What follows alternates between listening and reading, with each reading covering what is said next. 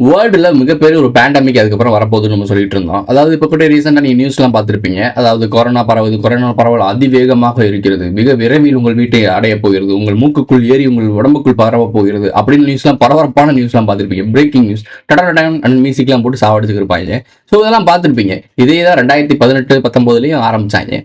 So அதே மாதிரி ஒரு லாக்டவுன் வருமானு சொல்லிட்டு எல்லாரும் பதட்டப்பட ஆரம்பிச்சிட்டாங்க. நம்ம மதன் கோரிக்கை சொல்லவே தேவையில்லை. இப்போ ஆர்சிபி மேட்ச் முடிஞ்ச பிறகு அந்த ஆர்சிபி பஞ்சாயத்து முதுக்கி ஓரமாக வச்சு செவக்கலியில் மூணு பிறகு என்ன நடக்கும் அப்படின்னா ஒட்டு மொத்தமாக அவர் லாக்டவுனை பற்றி தான் ஒரு 10 சீரிஸ் போட்டுருவாப்ல.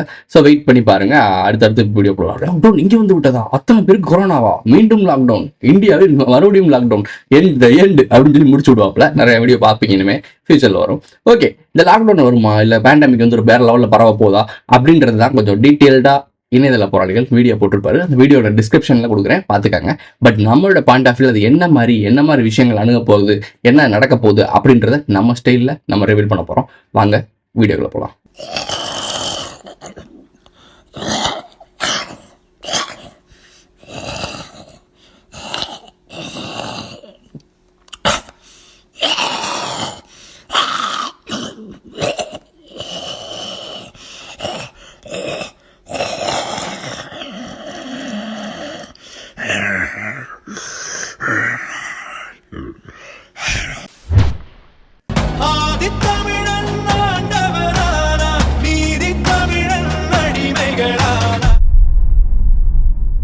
விஷயம் என்னன்னா, இப்போ அந்த பேண்டமிக் வரப்போறது இல்லை. அதுக்கான வேமப்லாம் எல்லாம் பார்த்துட்டாங்க. அதாவது ப்ராப்ளம் கிரியேட் பண்ணணும், அதுக்கு சொல்யூஷனையும் வச்சிருப்பாங்க அவனுங்களே. பொதுவாக ப்ராப்ளம் அனுப்பு, இந்த ப்ராப்ளத்தினால பிரச்சனையை உருவாக்கு, அந்த பிரச்சனைக்கு சொல்யூஷனாக கொண்டு வந்து கூடு. அந்த சொல்யூஷனுக்கு ஒரு விலையை வை, அந்த சொல்யூஷனுக்கு ஒரு கேட்டகரியை வை, அந்த சொல்யூஷனுக்கு ஒரு கட்டுப்பாடை வை. அதாவது மனிதர்களை கட்டுப்படுத்துறதுக்கு ரொம்ப முக்கியமான விஷயம் என்னன்னா பொருளாதாரம். ஸோ பொருளாதாரம் மையப்படுத்தி தான் ஒட்டுமொத்த உலகமும் வணிகமும் இயங்கிக்கிட்டு இருக்கு. உணவு. ஸோ இப்போ வரக்கூடிய லாக்டவுன், அதாவது இனிமேல் வரக்கூடிய லாக்டவுன் வரப்போகுது 2029. ஸோ 2029 அந்த பாதியில் அவுட் பிரேக் ஆகும். அதாவது நீங்கள் சொல்லிக்கிட்டு இருக்க நோய் இருக்குல்ல, நீங்கள் சொல்கிற மாதிரி கொரோனா அப்டேட் வெர்ஷன்லாம் கிடையாது. அது வரப்போகிறது உங்களுக்கு ஜாம்பி அப்போகலிப்ஸ். ஸோ அதான் நடக்க போகுது. ப்ரோ ஜாம்பி வைரஸ்னு ஒன்று வைரஸாக பாதிக்கப்பட்டு அப்படியே ஜாம்பி மாதிரி மாறிடுவோமா ப்ரோனா? ஆல்ரெடி நம்மளாம் ஜாம்பியாக தான் இருக்கோம். அதாவது நான் இல்லை, நீங்கள் எல்லாம் ஜாம்பியாக தான் இருக்கீங்க. அதாவது நான் சொல்கிறது ஒரு அஜித் விஜய்ன்னு சொல்லிட்டு ஓடுறீங்கல்ல. இப்போ கூட ஆர்சிபி மேட்சை பார்க்கறதுக்கு 50,000 பேர் தான் அந்த சீட்டு இருக்கும். 3 லட்சம் பேர் போய் உழுவுறீங்கல்ல, இதான் சாம்பி. சவுண்டு கட்டணும், ஆர்சிபி வந்து கை காட்டணும், அப்படியே சாம்பி மாதிரி பறவை போய் விழுந்து கீழே நல்லா போட்டு மிதிச்சு சாவடிக்கிறீங்கல்ல, கழுத்துலேயே ஏறி மிதிக்கிறீங்கல்ல. ஸோ இதுதான் சாம்பி கூட்டம். ஸோ இதை ஈஸியாக சொல்லியிருப்பாங்க. கர்நாடகா படம் தான் நினைக்கிறது. இந்த படம் என்ன படம்? டக்குன்னு ஞாபகம் பார்த்தியா, ஜல்லிக்கட்டுன்னு ஒரு படம் எடுத்தாங்க.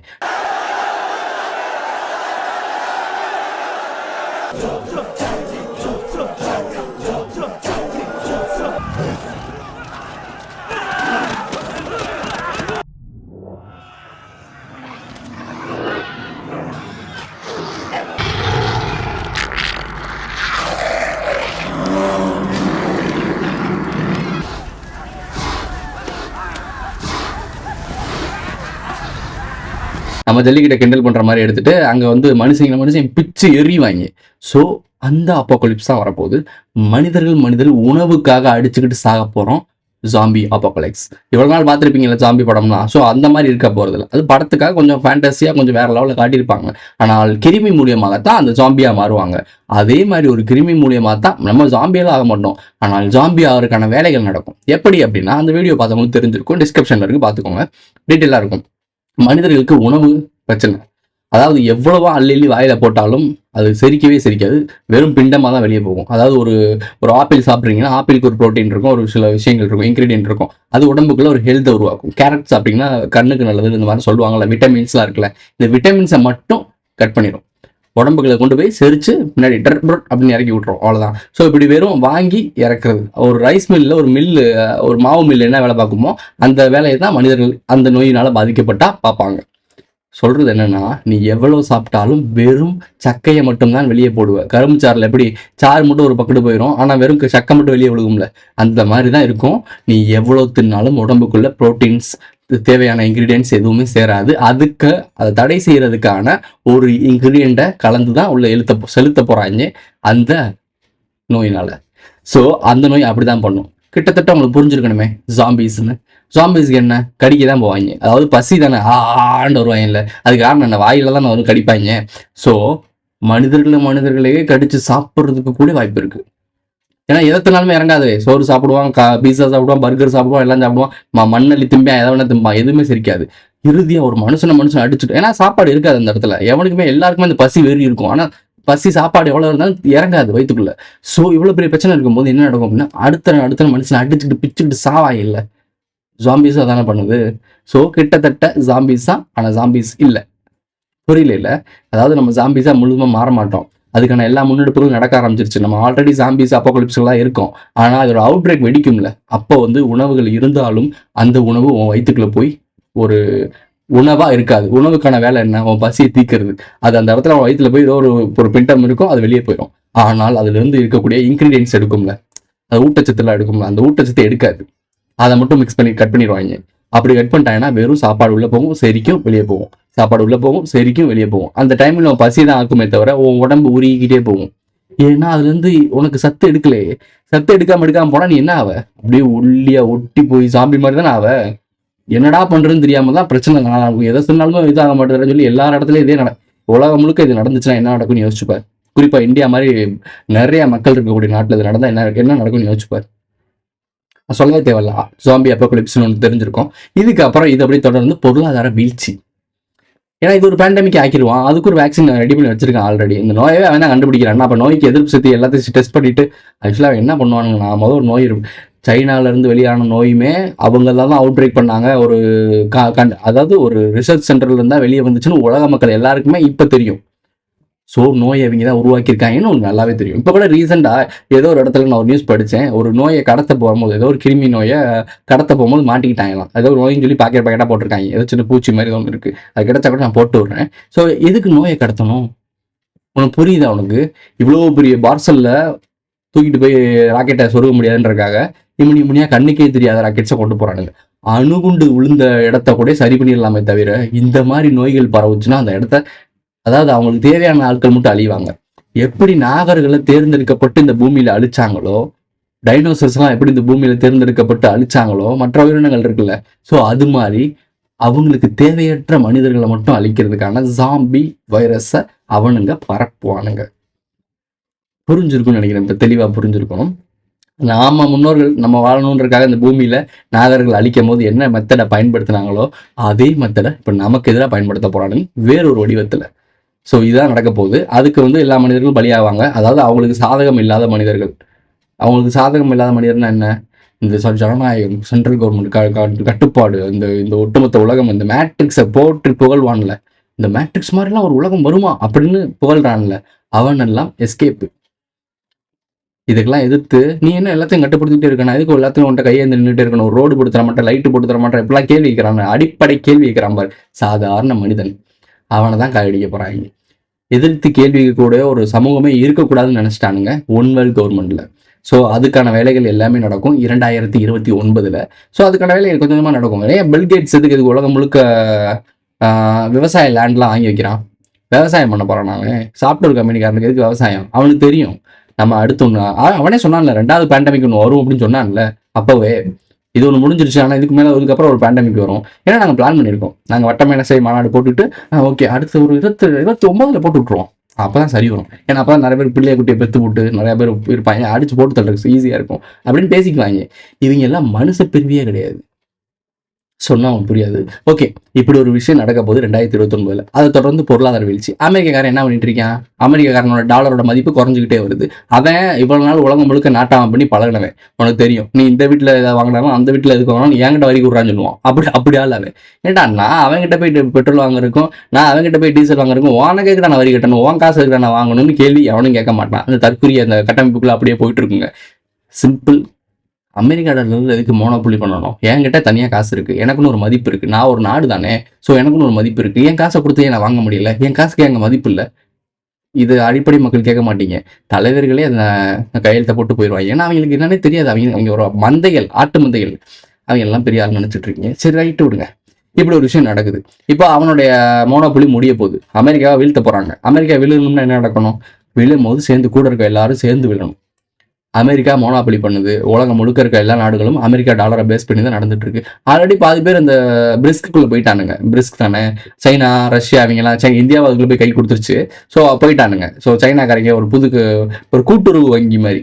இது தனித்து இயங்கக்கூடிய வங்கி, இது கூட்டுறவு வங்கி. இவங்க எல்லாரும் சேர்ந்து திருடுவானுங்க. இவன் ஒருத்தனா தனியா திருடுறான்ல, இவன் ஒருத்தன் மட்டும் திருடி ஊர் அடிச்சு ஒலையில போட்டுக்கிறீங்க, நம்ம எல்லாரும் சேர்ந்து ஒலையில போடுவோம்னு சொல்லிட்டு ஒரு 4-5 பேர் சேர்ந்து திருட போறாங்க. இவ்வளவுதான் மேட்ரு. பிரிஸ்குள்ள மாற போறானுங்க. அவன் எஸ்கேப் ஆயிடுவான். ஓரளவுக்கு அடியை தாங்கிட்டு எஸ்கேப் ஆயிடுவான். ஆனா அமெரிக்கா விழ போகுது. ஒட்டு மொத்தமா சாம்ராஜ்யம் சரிய போகுது. America collapsed. முடிஞ்சு வச்சு, அதுக்கு சொல்லி முடிஞ்சு, அது முடிஞ்சு சக்கையெல்லாம் புரிஞ்சுட்டாங்க. அமெரிக்கால இருந்து எவ்வளவுலாம் சக்கை எடுக்க முடியுமோ எடுத்து முடிச்சுட்டானுங்க. அடுத்து சூப்பர் பவர் எது ப்ரோ வரும்? Union of south India. இந்த இடத்துல இருந்து அவங்க மோனோபொலி பண்ணணுன்றதுக்காகத்தான் இவ்வளவு ஸ்கிரிப்ட் பண்ணிட்டு இருக்கானுங்க. சவுத் இந்தியாவுக்கு அவ்வளோ கிரெடிபிலிட்டி இருக்கு.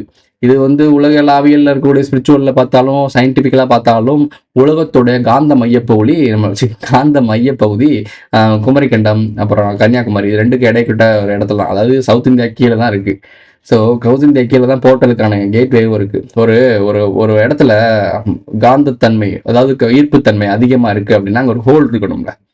Sting hole, worm hole, black hole எல்லாம் சொல்றாங்கல்ல, அது ஒரு கிட்டத்தட்ட ஒரு ப்ரெஷர் ஒரு இடத்துல மண்டும் போது அந்த ப்ரெஷர் தாங்காம தான் அங்கே ஹோல் உருவாகும். ஸோ அவங்களுக்கு தெரியும் நினைக்கிறேன். ஸோ அப்படி ஒரு ஹோல்னா அது பேர் போர்ட்டல். அந்த போர்ட்டலை தேடி தான் ஓடி இருக்கானுங்க. எதுக்காக அப்படின்னா பூமி எனும் சிறையில் எதிரிகளும் சிக்கொண்டு இருக்காங்க. அதாவது நாகர்கள் சிக்கொண்டு இருக்காங்க. அவங்க ஆட்கள்லாம் வேலை பிரபஞ்சத்தில் இணை பிரபஞ்சத்தில் இருக்காங்கல்ல, அவங்களை திருப்பி இங்கே கொண்டு வரணும்ல. என்னடா ஸ்டார் வார்ஸ் படம் மாதிரி இருக்குன்னு நினைக்கிறீங்களா? உங்களுக்கு பார்க்கறதுக்கு ஒரு பேண்டமிக் மாதிரியும், ஒரு இலுமினாட்டி மாதிரியும், சீக்ரெட் சொசைட்டி மாதிரி, கார்பரேட் மாதிரியும், பொருளாதார வீழ்ச்சி மாதிரியும், மேட்ரிக்ஸ் மாதிரியும் தெரியும். இங்கே நடக்கிற ஆட்டமே வேற. அதெல்லாம் புரிஞ்சுக்கிறதுக்கு கொஞ்சம் பல வருடங்கள் ஆகும். உங்களுக்கு நேரமும் காலமும் இருந்தால் ஈஸியாக புரிஞ்சுப்பீங்க. நான் இதை புரிஞ்சுக்கணும் தேடணும்னா நான் நினைக்கல, அது நடந்துச்சு. கூட்டி போயிட்டே இருக்கேன். எனக்கு ஆனால் உண்மை தெரிஞ்சிருச்சு என்ன நடக்குதுன்னு. உண்மை பக்கம் நிற்கணும்னு நினைக்கிறேன். அவ்வளோதான். இது அவங்க பக்கம் போய் நின்றோம்னா என்ன நடக்கும்னு உங்களுக்கே தெரியும். என்ன ஆகும்னு தெரியும். நம்ம தோக்குற மாதிரி தான் இருக்கும். ஸ்கிரிப்ட் படி, இவங்களோட ஸ்கிரிப்ட் படி, இந்த ஒட்டுமொத்த ஸ்கிரிப்ட் படி அது தோக்குற மாதிரி தான் இருக்கும். ஆனால் அந்த டோனி ஸ்டார்க்கு ஏதாவது நம்மளுடைய டாக்டர் ஸ்ட்ரேஞ்ச் டோனி ஸ்டார்க்கிட்ட சொல்லுவாங்கல்ல, அந்த ஒரு மூமெண்ட், இந்த லாஸ்ட் வார், இந்த எண்டு கேம் நாம தான் நடத்த போகிறோம். அந்த எண்டு கேம் வேற மாதிரி இருக்கும். இவங்க நினைக்கிற மாதிரிலாம் இருக்காது. இப்போ போடுறான் இல்லை சில பிள்ளைக்கா பசங்க சண்டை போடுறாங்க இல்லை, இந்த சண்டைலாம் அதெல்லாம் ஒன்றுமே கிடையாது. உண்மையான வாருக்காக தான் வெயிட் பண்ணிட்டு இருக்கேன். நம்ம இந்த படத்தில் சொல்லுவாங்க இல்லை,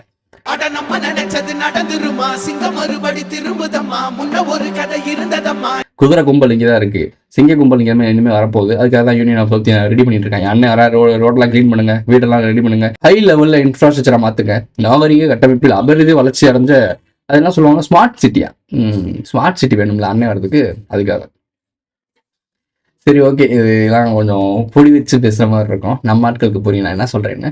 ஓகே மக்களை, இதான் விஷயம். ஜாம்பி அப்போகலிப்ஸ் மாதிரி ஒரு விஷயம் நடக்க போகுது. நீங்கள் படத்தில் பார்த்த ஜாம்பி மாதிரி கிடையாது, கிட்டத்தட்ட அது மாதிரி தான். ஆனால் அடிச்சுட்டு சாக போகிறோம் உள்ளுக்குள்ளேயே. நீங்களே அடிச்சுட்டு செத்தாலே எத்தனை மக்கள் இறப்பாங்கன்னு யோசிச்சு பாருங்க. இந்த ஸ்விக் கேம்னு ஒன்று இருக்கும்.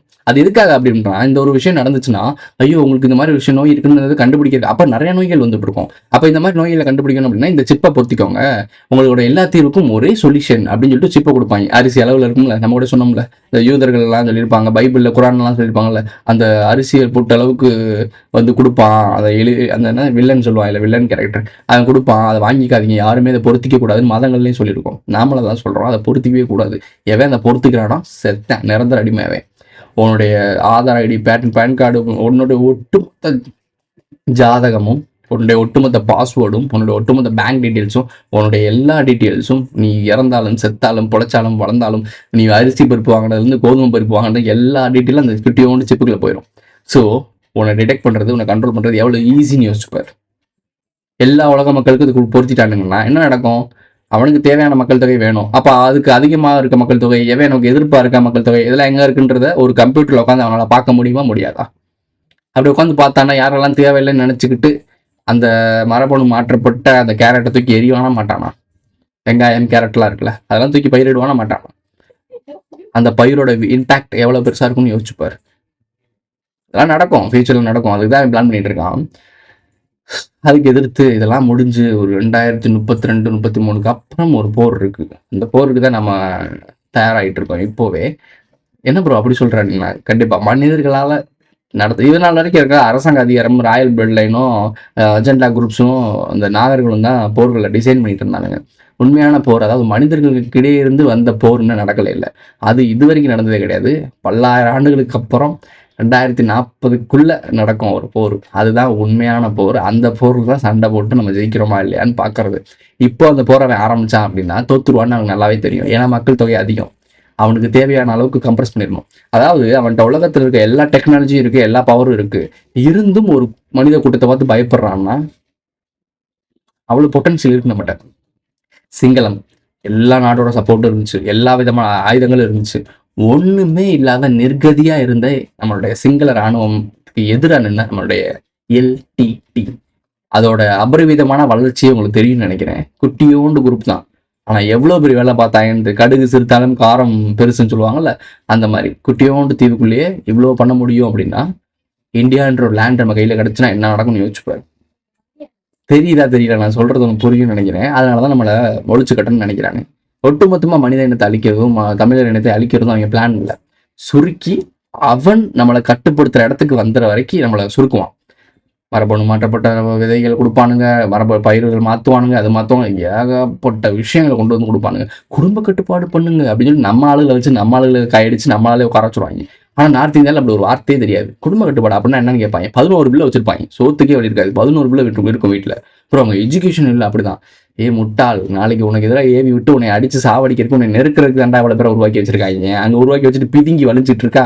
என்ன பண்ணுவான்? சவுத் இந்தியாவில் காயடிச்சு ஓரமாக்கி வச்சுக்கோம்ல, அவனை முடிச்சு விடு. அவன் இடத்த நீ பிடிச்சிக்க. சிங்களம் எப்படி உள்ள பூந்த இலங்கையில தமிழர்கள் நிலப்பரப்புக்குள்ள குடியேற்றம்னு நடந்துச்சு தெரியுமா தெரியாதா? வரலாறு படி. ஸோ அந்த மாதிரி தமிழ்நாட்டிலேயே அவங்க வடக்கன்ஸ் இறங்க ஆரம்பிச்சிட்டாங்க. அவங்களுக்கு தெரியும்னு நினைக்கிறேன். வருவானுங்க, வேலைக்குன்னு வருவானுங்க, உட்காந்து இருப்பானுங்க. இப்போ குடும்பம் கட்டிக்கிட்டு ரேஷன் கார்டெலாம் வச்சுட்டு நாற்று வேலை எடுத்துக்கிருக்காங்கடா, மாடு வச்சுக்கிருக்காங்கடா எங்கள் ஊரில். ஸோ அடுத்து என்ன நடக்கும்? உன் இடத்த அவன் பிடிக்க ஆரம்பிப்பான். அவனுக்கு அங்கே கஞ்சி கம்மங்கூழுதே பெருசு. இங்கே வந்துட்டவன் கூழ் கொஞ்சம் விட்டுட்டு நல்லா ரைஸ் சாப்பாடு அடிச்சு ஏற்றுனான்னா எப்படி இருக்குன்னு யோசிச்சுப்பார். அவனுடைய இந்த வாழ்க்கை சொர்க்கமாக தானே தெரியும் இந்த இடம்லாம். அப்போ இந்த சொர்க்கத்தை தன்னதாக ஆக்கிக்கிறதுக்கு ட்ரை பண்ணுவான். லேண்டு வாங்குவான், வீடு வாங்குவான், உன் வீட்டு பக்கத்துலேயே வீடு கட்டுவான், அவன் சொந்தக்காரனுக்கு அங்கேயே வீடு வாங்கி கொடுப்பான். நடக்கும். உன்னை சுற்றி எல்லா லெவல்லையும் காயடிச்சிட்டாங்க. அரசாங்கம், உலக அரசாங்கமும் உனக்கு எதிராக தான் இருக்குது. உள்ளூர் இருக்க உன்னுடைய சக மனிதர்களையும் உனக்கு எதிராக மாற்றிட்டானுங்க. தமிழர்களுக்கும் பக்கத்தில் இருக்க அண்டை மாநிலங்களுக்கு இருக்க எல்லாருக்கும் பிரச்சனையும் உருவாக்கி வச்சுட்டானுங்க. நீ ரொம்ப கம்மியாகவும் இருக்க, அதிகாரம் இல்லாத அகதியாக வாழ்ந்துட்டு இருக்க. அப்புறம் நம்ம இலங்கையிலேருந்து வரல, நம்ம அகதி இல்லை, சொந்த நாட்டுக்குள்ளேயே அகதியாக இருக்க. அது உனக்கு தெரியல, அவ்வளோதான். உன் குரல் வசந்துன்னு நினைக்கிறியா நீ? தமிழ்நாட்டில் ஒரு தமிழனுடைய மானமோ இல்லை தமிழனுடைய நியாயமோ ஜெயிச்சிச்சுன்னு எங்கேயாவது வரலாறு இருக்கா இப்போ ரீசெண்ட் காலத்தில்? ஆனால் ஒரு தெலுங்கர்கள் இன்னொரு தெலுங்கரை பார்த்து கண்டாமணிக்க திட்டினா கூடயே, முதலமைச்சர் கேவலங்கமான திட்டினா கூடயே தண்டிச்சு திருப்பி ரிலீஸ் பண்ணி வந்துடுவாங்க. விஷயம் புரியல உனக்கு. நடக்கும். விழிச்சுக்க, பொழைச்சிக்க. இதோட இந்த வீடியோ முடிஞ்சிச்சு. இந்த வீடியோ பிடிச்சிச்சு நான் லைக் பண்ணுங்க, கமெண்ட் பண்ணுங்க, சப்ஸ்கிரைப் பண்ணுங்க, மறக்காம பெல் ஐக்கான ஆல்ல போட்டு இந்த ஃப்ரெண்ட்ஸ்லாம் ஷேர் பண்ணுங்க. சேனல் மெம்பர்ஸ் ஆட் ஆகணும், ஜாயின் பட்டன் இருக்கு, சூப்பர் சாட்லாம் பண்ணுங்க, எஸ்ன்றசபிள் தட்டி விடுங்க. இன்னும் டீட்டெயிலாக பேசணும்னா நிறைய வீடியோ பேசலாம். ஒரே வீடியோவில் எல்லாத்தையும் பேசலாம். அடுத்த வீடியோ சந்திக்கலாம். கந்தன் சீரிஸை பற்றி நான் ஒரு வீடியோ பேசணும்னு நினச்சேன். அதாவது கந்தன் இப்போ ஏமாற்றப்பட்டான், கந்தன் வெற்றி பெற்றான். ஐபிஎல்ல இப்போ ரீசெண்டாக ஆர்சிபி ஜெயிச்சிச்சுல, அதை பற்றி ஒரு குட்டி வீடியோ அடுத்த வீடியோவில் வரும். அதை பார்த்துட்டு போங்க. என்ன நல்லா பார்த்துக்கோடா, உன் சாவ நான் தான் எடுத்து வந்துக்கிறேன். நான் ஜெயிலுள்ள ஏன் குத்துனன்றதும் உனக்கு தெரியாது. இப்போ என்ன சண்டை நந்தனுக்குதுன்றதும் உனக்கு தெரியாது. நான் ஒன்னும் ஒன்னியும் பண்ணல. கொயிட்டா போயிடு, அதான் எல்லாரும் நல்லது. அம்மால தம்மா துண்டு இருந்துக்கிறேன், என்ன மேட்ரியா? தம்மா துண்டு ஆங்கர் தாண்டா அவ்வளோ பெரிய கப்பலே நிறுத்துது.